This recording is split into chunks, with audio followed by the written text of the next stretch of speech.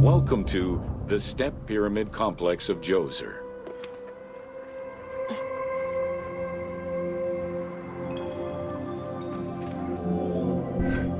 The Step Pyramid is at the center of an enclosed complex, comprised of temples, models of palaces, and artificial constructions, all built for the afterlife of Pharaoh Djoser.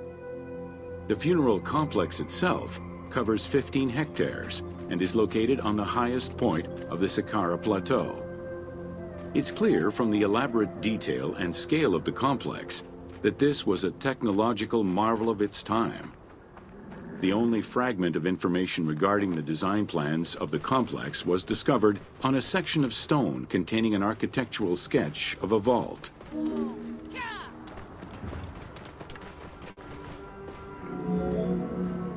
The Step Pyramid is the first monument built of stone. Standing at 60 meters high, it was the tallest of its time. Built 4,700 years ago, it was originally intended as a mastaba, which was a flat-roofed rectangular tomb. Its famous architect, Imhotep, may have felt this was too humble for the great pharaoh Djoser and began to add the steps.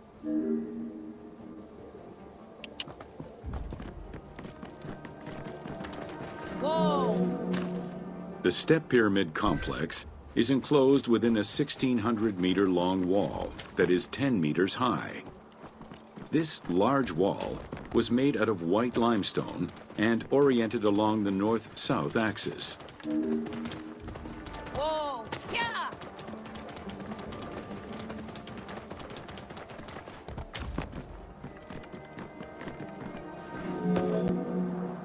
While there are 14 doors, only its eastern door was intended to accommodate the living. The remaining false doors were built as portals for the king's ka to pass through. Along with false doorways, the walls were designed with bastions and steeples resembling a defensive wall. The positioning of these design elements suggest that they were related to the Hebsed festival. Whoa! Yeah!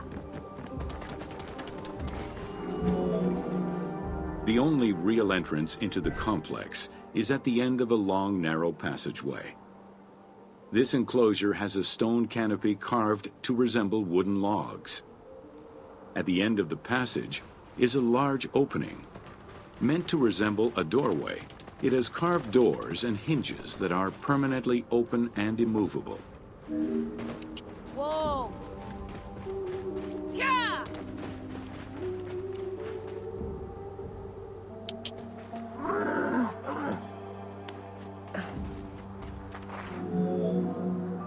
The corridor is lined with 20 pairs of columns up to 6 meters high, built by stacking stone drums.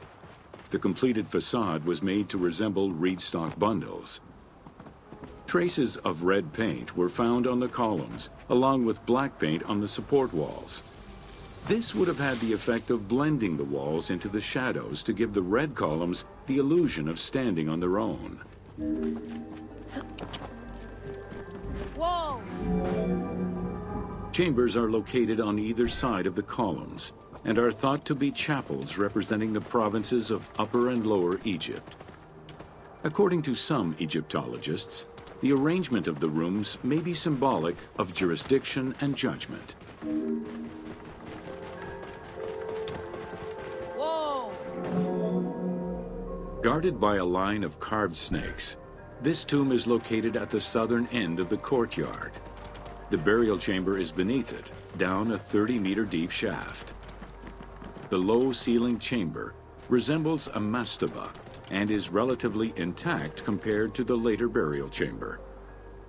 The tomb is made of pink granite, though there is evidence it was once polished limestone. Too small for a body, it is possible that the tomb was intended for the king's ka, or to hold the canopic jars containing the king's organs. Later traditions in burials would have the canopic jars in the same chamber as the body. Yeah! A polished limestone staircase leads west from the tomb to underground apartments. Some of these rooms were intended to accommodate the king and his family in the afterlife. Many large jars of pottery were found, including some that still had deposits of beer, milk, and oil inside them. The false doorways are decorated with reliefs of the king taking part in rituals. In these reliefs, he is seen carrying agricultural tools, running, and performing a ritual for the reanimation of the deceased.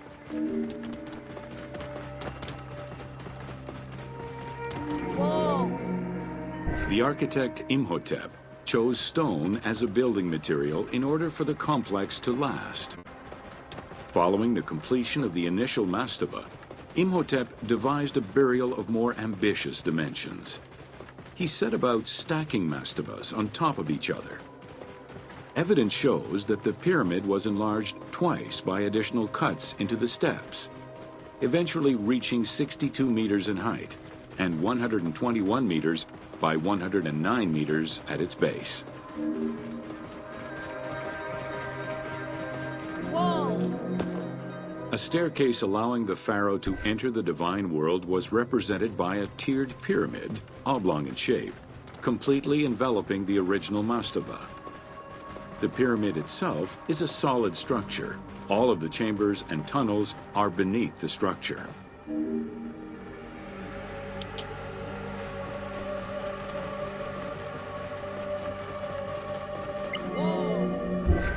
Pharaoh Djoser the Sacred was the founder of the Third Dynasty. He ruled for 19 years. During his reign, he was known as Horus Negereket, divine of the body. He was given the name Djoser several centuries after his death as a sign of respect, and he is regarded as one of the greatest pharaohs of Egypt. An apocrypha was drafted in his name during the Ptolemaic period, 2,500 years after his death.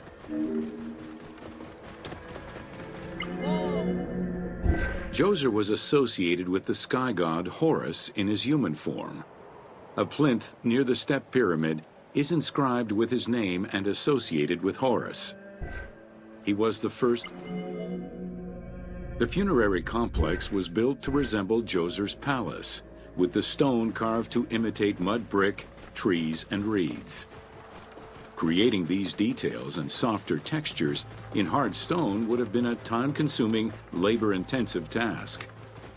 Much of the complex is designed to accommodate the Hebsed festival, allowing the king the ability to affirm his rule even in the afterlife. Whoa! In the corner is a temple referred to as T. This temple is among the most mysterious structures in the complex. Its outer facade is plain, while inside it is decorated with intricate jed pillars and carvings. It's possible that this place was intended to be where the Ka of the king materialized, symbolically visiting the platform of the Hebsed courtyard from the afterlife. Whoa! The Hebsed festival enabled the pharaoh to maintain universal order and renew godly powers. Through a series of trials and religious rites, such as dance, offerings, and visiting the sanctuaries of various deities, the ruler's vital force and divine nature was confirmed. The celebration was meant to represent the ruler's jubilee and would take place every 30 years, though the deadline was not always followed. The earliest known ritual dates from the First Dynasty. Whoa! Within the complex of Djoser, southeast of the pyramid, is a dedicated space for this essential ritual to be performed by the king even in the afterlife. The Hebsed courtyard is lined with false chapels and equipped with a platform featuring two staircases meant to represent Upper and Lower Egypt. Whoa!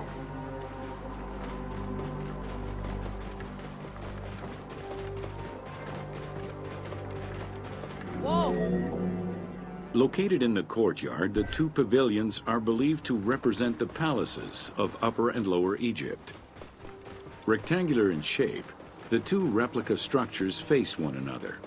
Their facade is similar to the chapels of the Hebsed ceremony, with column crowns carved to look like falling leaves. Because Queen Hetep-Hernepti and Princess Inetkas's names were discovered on a stela near the pavilions, it is thought that these funerary chapels were intended for them. Whoa! The funerary temple is on the north side of the complex, facing the stars where the deceased ruler was believed to travel after death. Within this temple was the pharaoh's serdab, or cellar. It is a small, enclosed space with one wall sloped to match the first step of the pyramid. The north wall has two observation holes. A statue of Djoser is seated on the throne, wearing a mantle and a tripartite wig with a crown known as a nemes.